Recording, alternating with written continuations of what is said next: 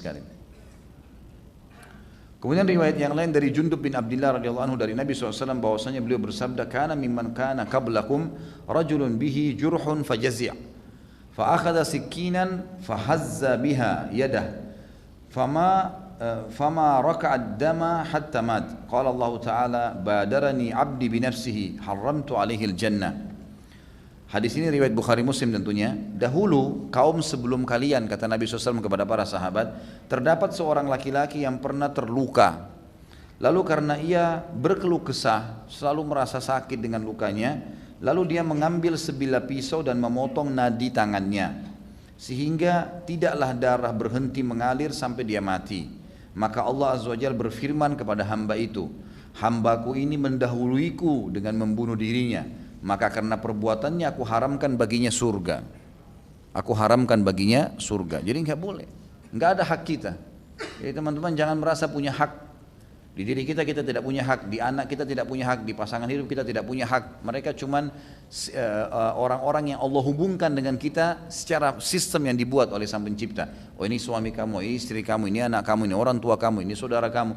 Kita enggak punya pilihan sebenarnya di situ, termasuk dengan diri kita sendiri. Kita nggak punya pilihan, bahkan kita tidak bisa merawat diri kita. Kalau kita mau rawat diri kita sendiri teman-teman sekalian, biaya satu hari itu berapa?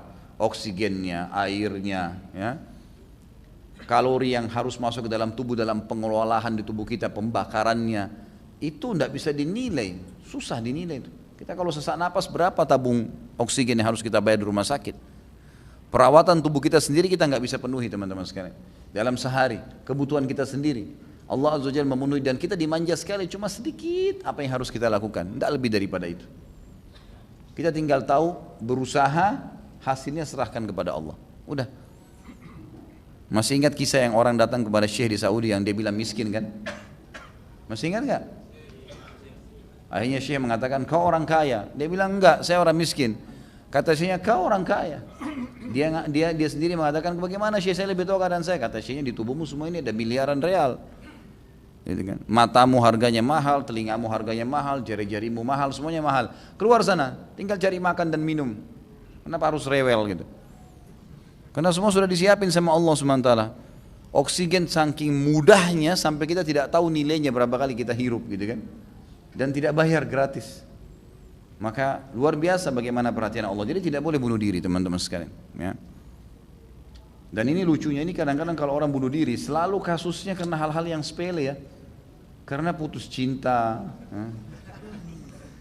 karena putus kerjaan, sesuatu yang tidak perlu gitu, ya, tidak perlu. Maka ini sebaiknya dihindari semuanya.